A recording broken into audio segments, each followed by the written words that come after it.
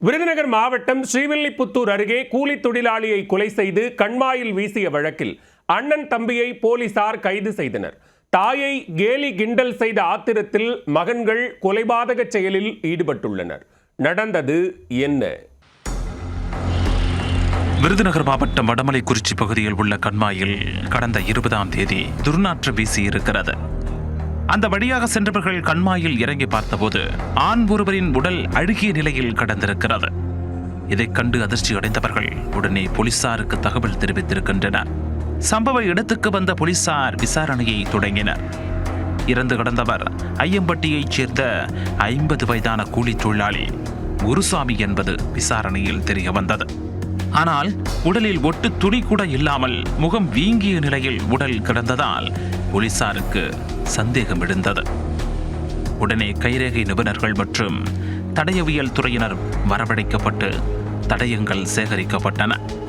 பின்னர் உடலை கைப்பற்றி உடற்கூராய்வுக்காக திருவில்லிபுத்தூர் அரசு மருத்துவமனைக்கும் அனுப்பி வைத்தனர்.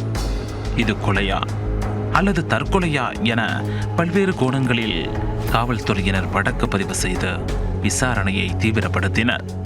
அந்த விசாரணையில் சிவகாசியில் உள்ள விவேகானந்தா காலனியைச் சேர்ந்த சகோதரர்களான விக்கி என்கிற விக்னேஸ்வரன் மற்றும் காளீஸ்வரன் ஆகிய இருவரும் குருசாமியை அடித்து கொலை செய்திருப்பது தெரிய வந்தது. உடனே தனிப்படைகள் அமைத்து தலைமறைவாக இருந்தவர்களை போலீசார் கைது செய்தனர். அவர்களிடம் நடத்தப்பட்ட விசாரணையில் தங்களது தாயை கேலி செய்ததால் குருசாமியை அடித்து கொலை செய்ததாக ஒப்புக்கொண்டிருக்கின்றனர். குருசாமியின் மனைவி கடந்த சில ஆண்டுகளுக்கு முன்பு இறந்துவிட்ட நிலையில் அவருடைய மகன் திருமணமாகி தனியாக வசித்து வருகிறார். குருசாமி கூலி வேலை செய்து அதில் கிடைக்கும் பணத்தில் குடித்துவிட்டு ஊர்வம்பு வாங்கி கொண்டிருந்திருக்கிறார். இது தொடர்கதையானதால் குடும்பத்தினர் அவரை விலக்கியே வைத்திருந்திருக்கின்றனர். இதனால் கேட்பாரற்று மதுபோதையில் பெண்களிடம் உரண்டை இழுத்ததாக கூறப்படுகிறது.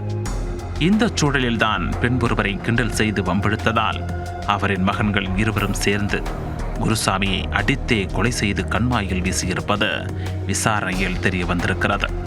இதனையடுத்து கொலை சம்பவத்தில் ஈடுபட்ட அண்ணன் தம்பி இருவர் மீதும் கொலை வழக்கு பதிவு செய்த போலீசார் அவர்களை ஸ்ரீவில்லிபுத்தூர் மாவட்ட நீதிமன்றத்தில் ஆஜர்படுத்தி சிறையில் அடைத்துள்ளனர்.